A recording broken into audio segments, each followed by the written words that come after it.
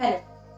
इस वीडियो में हम जानेंगे पंचकर्म करवाने से पहले मुझे क्या क्या तैयारी करनी पड़ेगी या फिर पंचकर्म में मुझे कितना समय लगेगा। इसे हम कहते हैं पूर्व कर्म। कोई भी पंचकर्म करवाने से पहले जो पूर्व कर्म आता है उसको बोलते हैं स्नेहन, शरीर की तैयारी करना। आप सोचिए, कोई भी लकड़ी अगर मुझे बेंड करनी है, मोड़नी है, तो मैं क्या करती हूँ? अगर मैं उसको अच्छे से ऑयल लगाऊंगी, स्टीम दूंगी, तो फिर वो अच्छे से बेंड हो जाएगी। ऐसे किए बिना ही अगर मैं कुछ करती हूँ तो वो टूट जाएगी। शरीर का भी वैसे ही है। शरीर को हमें अपने हिसाब से बेंड करना है, स्वच्छ करना है, शुद्ध करना है। आप सोचिए, अगर ऐसे ही आपको 5-6 उल्टियां हो जाती है या फिर 5-6 लूज मोशंस हो जाते हैं तो आप तुरंत लेट जाते हो, सलाइन लगाना पड़ता है, आपको बहुत सारी कमजोरी आती है, चक्कर आती है। लेकिन अगर पंचकर्म में अगर आपने वमन करवाया जिसमें 7 से 8 उल्टियां होती है या फिर विरेचन में 10 से 12 जुलाब होते हैं तो भी पेशेंट को कोई भी तकलीफ नहीं होती है। वो वैसे का वैसा ही रहते हैं। हाँ, थोड़ी बहुत कमजोरी आती है लेकिन इतनी नहीं। तो ये क्यों होता है? क्योंकि हम ये चीजें करवाने से पहले पूर्व कर्म करवाते हैं, शरीर की तैयारी करवाते हैं। अगर मुझे कोई भी खराब बर्तन साफ करना है तो औरतें क्या करती है? वो गंदा बर्तन पहले पानी में भिगो के रखती है। पानी क्या करता है? जो अंदरूनी खराबी है या फिर अंदरूनी गंदगी है बर्तन में चिपकी हुई, वो लूज कर देता है और वो गंदगी गंदा पानी बर्तन के बीच में आ जाता है। फिर वो पानी हम फेंक देते हैं और उसके बाद किसी भी पाउडर से वो बर्तन साफ कर देते हैं। वैसे ही आप सोचिए, आपके पूरे शरीर में सारे विषैले पदार्थ फैले हुए हैं। हमारा पहला काम है उन विषैले पदार्थों को पेट में लाना, और पेट में लाने के बाद 2 ही मार्ग है, एक अपना मुंह है और एक गुद मार्ग है, वहां से उनको बाहर निकालना। अगर मुंह के मार्ग से उल्टी के जरिए ये पदार्थ बाहर निकलते हैं तो उसको वमन बोलते हैं। अगर संडास की मार्ग से, गुद मार्ग से वो बाहर निकलते हैं तो उसको विरेचन बोलते हैं। लेकिन ये सारे दोष, ये सारे पॉइजन्स जो फैले हुए हैं वो पेट में आएंगे कैसे? तो इसका काम करता है एक घी। आपको इंटरनली मुंह से कुछ दिन तक घी लेना पड़ता है। ये थोड़ा मुश्किल पार्ट लगता है बहुत सारे लोगों को कि घी कैसे पिए। वैसे ही नॉर्मली लोग घी बहुत कम खाते हैं और इसमें तो मेडिकेटेड घी लेना पड़ता है जो बहुत सारी औषधियों से संस्कारित है। क्यों लेना है ये घी? ये घी पूरी शरीर में फैल के जो गंदगी फैली हुई है वो लेके पुनः पेट में आ जाता है। तो ये घी कैसे लेते हैं? इसकी एक थोड़ी वृद्धिंगत मात्रा होती है। समझो पहले दिन आपने शुरुआत की तो सुबह के समय 25 से 20 ml तक आपको घी लेना पड़ता है खाली पेट। उसके ऊपर आप गर्म पानी पी सकते हैं। और जब तक ये घी हजम नहीं होता है तब तक आपको कुछ भी नहीं खाना है। पहले दिन आपने 20 ml या 25 ml घी लिया है और 2-3 घंटे के बाद आपको भूख लगती है तो वो घी अच्छे से हजम हो गया है। उसके बाद भूख लगने पर आप कुछ भी खाना, मतलब घर का खाना, सादा खाना खा सकते हैं। दूसरे दिन आपको थोड़ी ज्यादा मात्रा में घी लेना पड़ता है, समझिए 40 से 50 ml तक। ऐसे की ये मात्रा बढ़ती जाती है। 4 से 5 दिन तक सुबह आपको इसी बढ़ती मात्रा में घी लेना पड़ता है।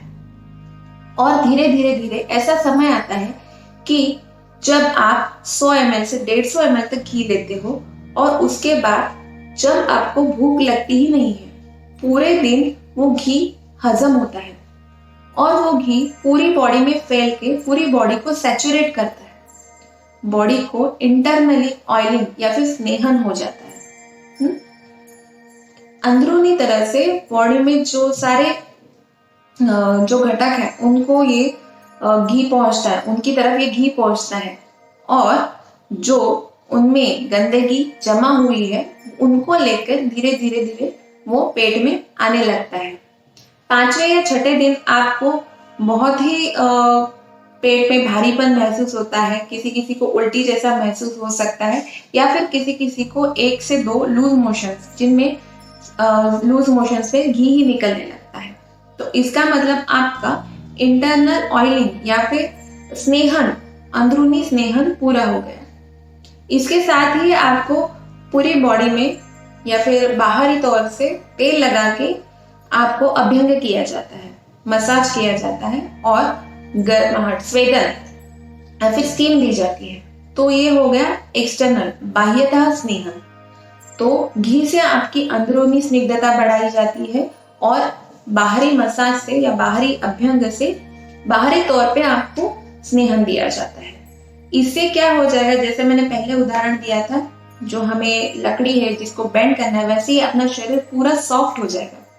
इतना सॉफ्ट हो जाएगा, इतना सैचुरेट हो जाएगा वो घी के वजह से कि वो अपने आप जो गंदगी वहां पे अंदर बहुत दिनों से जमी हुई है, चिपकी हुई है, वो छोड़ने लगता है। और वो सारी गंदगी पेट में आने लगती है। उसके बाद किसी किसी को उल्टी जैसे लक्षण दिखाई देते हैं, उनको कफ की बीमारी है या फिर ऊपरी भाग में उनको भारीपन लगता है, पेट के ऊपरी भाग में, और डॉक्टर आपको चेक करते हैं और उनको पता चल जाता है कि पेशेंट में कौन से दोष की वृद्धि हुई है। अगर उनमें कफ की वृद्धि हुई है तो उनको वमन एडवाइस करते हैं। अगर उनको नीचे की तौर पे निचली पेट के निचले हिस्से में अगर भारीपन है, उनको लूज मोशन हो रहा है, तो उनको विरेचन एडवाइस करते हैं। लेकिन वमन या विरेचन लेने से पहले शरीर की इतनी तैयारी करनी बहुत आवश्यक है। अगर ये किए बिना, अगर स्नेहन प्रॉपर नहीं हुआ है और ये किए बिना आप वमन लेते हो या विरेचन लेते हैं, तो आपको बहुत सारे साइड इफेक्ट्स, हाँ, आपको ये सुन के लगा होगा कि आयुर्वेद में साइड इफेक्ट्स है ही नहीं। ऐसे नहीं है। कोई भी गलत सही भी चीज और अच्छी अमृत भी आप लोगे और गलत तरीके से लोगे तो उसके साइड इफेक्ट्स है। तो ये चीज अगर आप गलत तरीके से करोगे तो भी उसके साइड इफेक्ट्स हो सकते हैं। तो ये करना, स्नेहन में आपको घी अच्छे से लेना बहुत जरूरी है। तो इसको पूर्व कर्म बोलते हैं। और ये पूर्व कर्म के दौरान आपको गर्म पानी पीना पड़ता है। खाना जितना होगे, हल्के से हल्का खाना, जिसमें आता है कोई भी फुल्का, गेहूं का फुल्का हो सकता है, दाल खिचड़ी, दाल चावल, मूंग की दाल यूज करते हैं, और सब्जी एकदम फल वाली, लौकी, गिलका तुरई, ऐसे सादी वाली सब्जी, सादा खाना। और वो भी जब आपको भूख लगती है तभी आपको खाना है, बिना भूख लगे हुए खाना खाना ही नहीं है। तो पहले जब आपकी स्नेह की मात्रा, घी की मात्रा बहुत कम रहती है, 20 से 25 ml तक रहती है, तब आपको 2 से 3 घंटे के बाद भूख लगती है। लेकिन जैसे जैसे ये मात्रा बढ़ती जाती है तो आपका भूख लगने का टाइमिंग, जो ड्यूरेशन है, वो भी बढ़ता जाता है। पहले आपको 3 घंटे में भूख लगी, बाद में आपको 5 से 6 घंटे में, और लास्ट आखिर के दिन आपको भूख ही नहीं लगती है। और तब आप बोल सकते हो कि जो आखिरी दिन आपको पूरी तरह से भूख नहीं लगी, आपके पेट में भारीपन है, आपको 1-2 लूज मोशंस हो गए हैं, आपकी जो त्वचा है बहुत ही ऑयली और स्टिकी आपको लग रही है, तो इसका मतलब है आपका स्नेहन पूर्ण हो गया और आप तैयार है कोई भी पंचकर्म लेने के लिए, कोई भी मतलब वमन या विरेचन लेने के लिए। ये स्पेशली ये 2 चीजों में ये पूर्व कर्म रहता है। बाकी बस्ती, रक्तमोक्षण या फिर नशे के लिए इतनी तैयारी करने की जरूरत नहीं है। लेकिन इतनी सारी मेहनत करने के बाद अगर वमन और विरेचन करवाते हैं तो उसके जो फायदे आपको मिलते हैं वो बहुत ही अमेजिंग, बहुत ही बढ़िया है। तो इसके लिए ध्यान दे कि ये आपका स्नेह जो है अच्छे से अच्छा हो, नहीं तो आपको उसके पूरे बेनिफिट्स नहीं मिलेंगे। तो ये पूर्व कर्म जिसको हम बोलते हैं स्नेहन और स्वेदन। तो ये पंचकर्म के पहले आपको इस प्रोसीजर से जाना पड़ेगा और इसके लिए कम से कम आपको 1 हफ्ता लग सकता है। 5 दिन आपको घी लेना पड़ता है और 6 से 7 दिन आपको एक्सटर्नल मसाज या फिर अभ्यंग बोलते हैं, अभ्यंग और स्वेदन आपको लेना पड़ता है। 7 दिन के बाद आपको अगर वमन लेना है तो 1 दिन का गैप रहता है तो वमन करवाते हैं, या फिर 2 दिन के गैप के बाद आपको विरेचन करवाते हैं। तो 7वें दिन या 8वें दिन आपका प्रधान कर्म, कोई भी प्रधान कर्म, पंचकर्म से 1 कर्म आपको करवाया जाता है। तो टोटल हो गए 8 दिन। और उसके बाद 3 से 4 दिन आपको खाने पीने का परहेज रहता है। तो आप पकड़ लो कि 10 दिन आपको कम से कम निकालने हैं। अगर आपको कोई भी पंचकर्म में से वमन या विरेचन करवाना है तो आपको कम से कम 10 दिन आपको खुद के लिए देने पड़ेंगे। छुट्टी लेनी नहीं पड़ती है इसमें। जो जॉब में जाने वाले हैं वो लोग काफी मुझे पूछते हैं कि अगर मैडम मुझे छुट्टी लेके करेंगे तो बहुत ही अच्छा है, या कोई भी बहुत बड़े आयुर्वेदिक अस्पताल हैं वहां पे एडमिट होके ही ये सारी क्रिया करवाई जाती है कि डॉक्टर के सामने ही आप घी लेते हो और वही उनको अच्छे से अच्छा खाना बना के दिया जाता है, देखा जाता है बराबर वो खाना खा रहे हैं या नहीं खा रहे हैं, कितने टाइम से खा रहे हैं, बार बार उनका बीपी और ये सब चीजें जांच की जाती है। ये बहुत ही अच्छी बात है।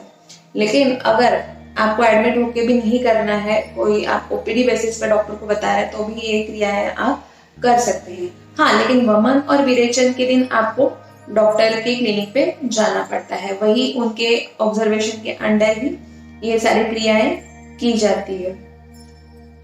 तो आप पकड़ के चलो कि 10 दिन तो आपको निकालने हैं, और 10 दिन के बाद लेकिन आपकी बॉडी, आयुर्वेद में बताया गया जैसे कोई बच्चा जन्म लेता है वो कितना शुद्ध होता है, प्योर होता है, बहुत ही नाजुक रहता है, वैसे ही आपकी बॉडी एकदम से साफ हो जाती है, नई हो जाती है। और ये साफ और शुद्ध हुई हुई बॉडी इतनी नाजुक रहती है कि उसकी 1 से 2 दिन आपको बहुत केयर करनी पड़ती है।